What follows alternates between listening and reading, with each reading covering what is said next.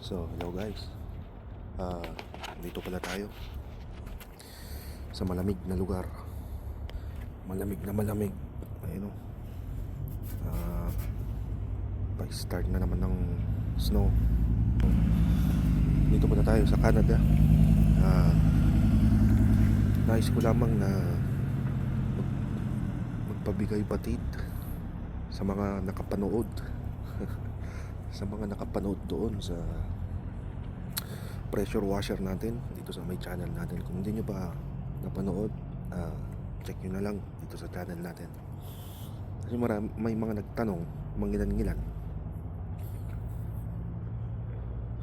tinatanong kung kamusta na yung pressure washer natin. Malamig dito. Kala mo naninigarilyo ka pero hindi. Update pala natin, 4 years ago na yun. Tingnan natin kasi nagamit ko siya actually before kami napunta dito. A year ago.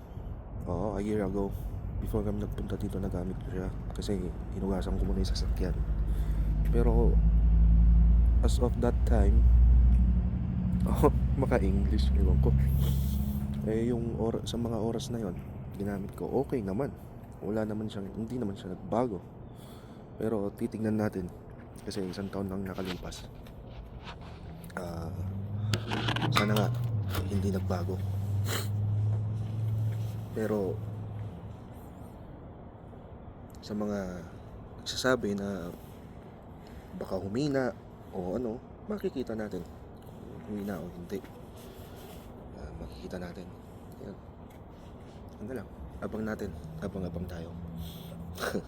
Sana marami pang mag-subscribe sa channel ko para mga ibang tools, mga power tools or any other tools na pwede natin gamitin sa pambahay, sasakyan, subukan natin i-review. So, yun. Alam nga pala, abang na lang.